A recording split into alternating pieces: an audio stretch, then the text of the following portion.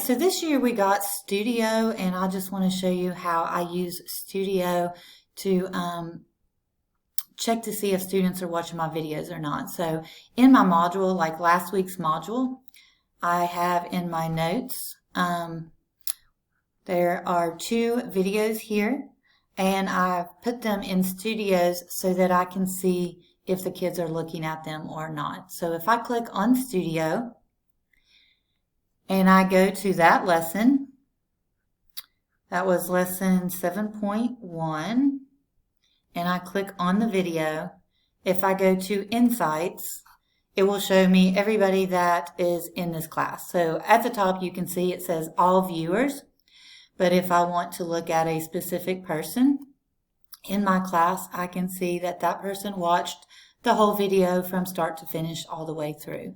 And then if I see another student, that student also watched the video all the way through, and I can see that this student only watched part of the video and then kind of skip to the end and watch like the last minute. So you can look at each video in each class and it'll show you who's watched what.